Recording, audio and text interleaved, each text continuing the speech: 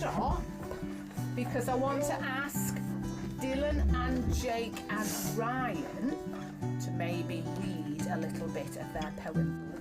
Sit nicely on the chair properly then. Okay. Fasten. Fasten seashells on your ear.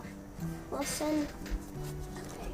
Amazing was What? me Yeah. here. The curriculum doesn't stop for them, it just carries on. So yes, it is difficult to fit everything in. For some of the deaf children, we pare it down and we say, right, I think we'll do that part, and that part. That's going to be the bit that is important for them to learn. What are each of these 4 lines? What are they called? Verses. Okay, verses. So each of these is a verse. We're going to read the first verse together. Okay, you ready?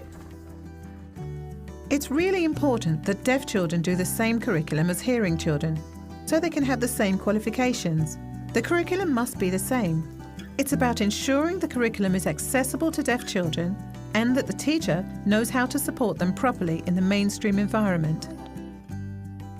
I have a high level of literacy.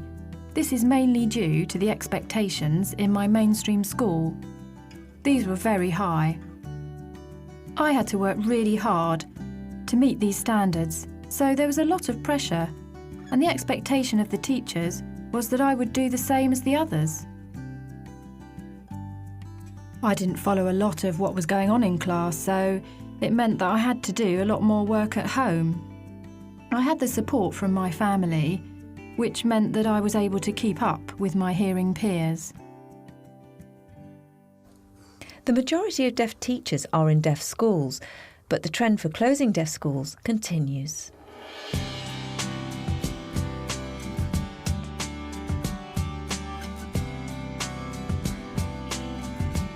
To take away one part of deaf provision that's currently achieving very high standards, very high rates of progress, has a very successful Ofsted, is very short-sighted of the local authority.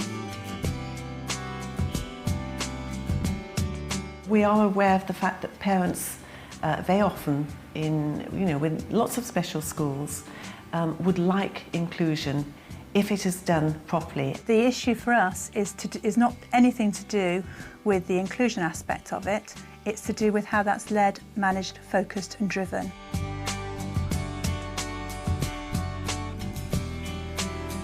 At the moment there are local authorities cutbacks which are cutting back some services even further, even though services for deaf children are mandatory. And some of that's about people not really understanding that simply because children have the technology, that does not mean that they're now hearing children.